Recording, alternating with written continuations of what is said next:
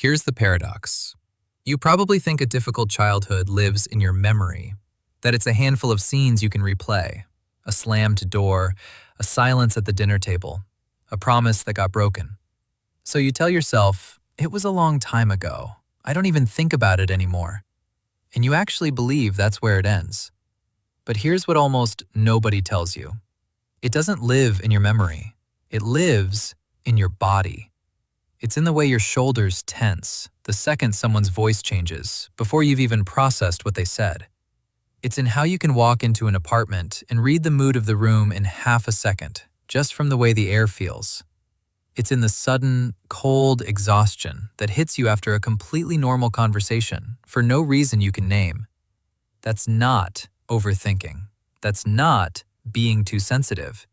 That's a nervous system that learned its job a little too early. So today, we're going to look at this through psychology and modern neuroscience, gently and without judgment. And I think somewhere in the middle of it, you're going to recognize yourself. Let's start with something almost nobody names out loud. When a child grows up in a home where the mood can shift without warning, that child doesn't get to just be a kid. They become something closer to a radar station. Think about it. A 5-year-old lying in bed, listening. They hear tires roll into the driveway a little too fast, and before the car door even opens, their whole body already knows what kind of night this is going to be. Or a kitchen cabinet closes just slightly harder than usual, and instantly, without a single word spoken, the child's stomach drops. That's not fear of a sound. That's a nervous system that's been trained, day after day, to detect danger before danger even fully arrives. Here's where the science gets really important. Dr. Stephen Porges, the psychiatrist behind Polyvagal Theory, gave us the language for what happens next. He explained that when we sense threat, our body normally has 2 options, fight or flight. But a child can't do either of those. A child can't punch a parent, and a child can't run away and survive on their own. So the body reaches for a third, older option. Porges called it the dorsal vagal state. In plain terms, it's the freeze. The body quietly shuts a few systems down, goes still, goes numb, and simply waits for the danger to pass. It's not weakness. It's biology, protecting a small person who has nowhere else to go. In that same alarm system, the amygdala, sitting deep in the brain like a smoke detector, learns to stay a little too sensitive. It gets calibrated for a house where danger really was unpredictable. So years later, in a completely safe relationship, that same alarm can go off over almost nothing. A partner sighs while scrolling their phone, and somewhere underneath, your body reads it as the opening scene of a disaster.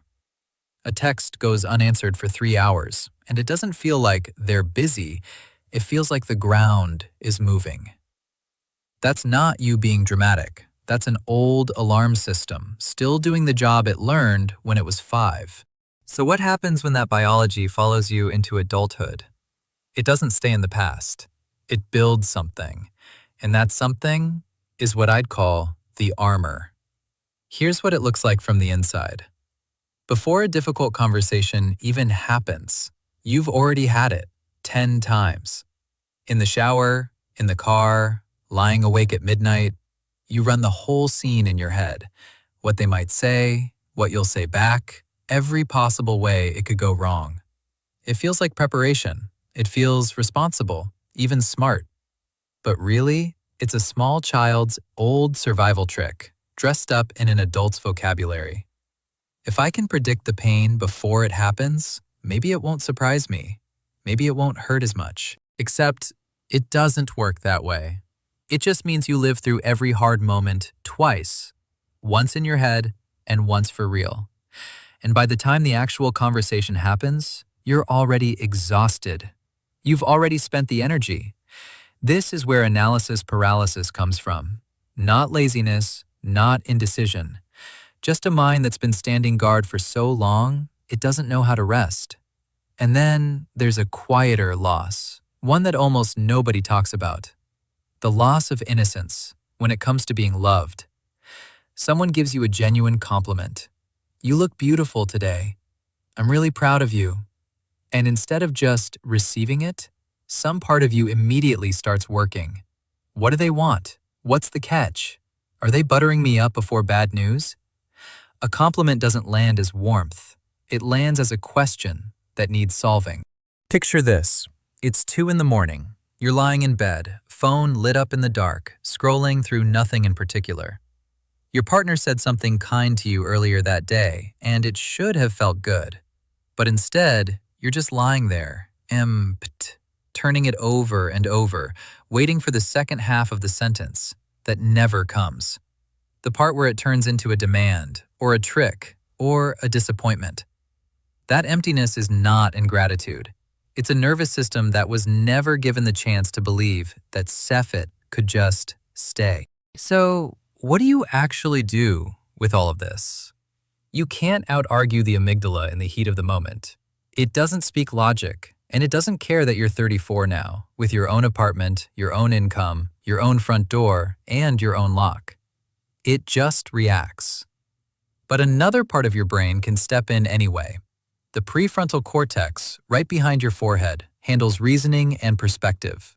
It can learn to walk into that panic room the way a calm adult walks in on a frightened child, and speak slowly instead of matching the panic. The phrase is simple enough to remember, even in the worst moment. You say it internally, or even out loud, the next time your chest tightens over something small. I am safe right now. I am not 7 years old anymore. I can leave if I want to. Sit with that last part for a second. I can leave if I want to. That sentence carries more weight than it seems to, because the real tragedy of a difficult childhood is that you couldn't leave. Not the room, not the house, not the situation. You were small, and you were stuck, and no one was coming. Reminding your nervous system, gently and repeatedly, that this is no longer true, that you have your own keys now, isn't a slogan. It's information your body has been waiting years to receive. Here's the part that stays with me. Time doesn't give back what that childhood took.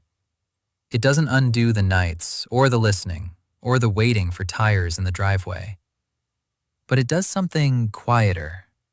It gives you the chance, right now, to become the steady presence that child never had.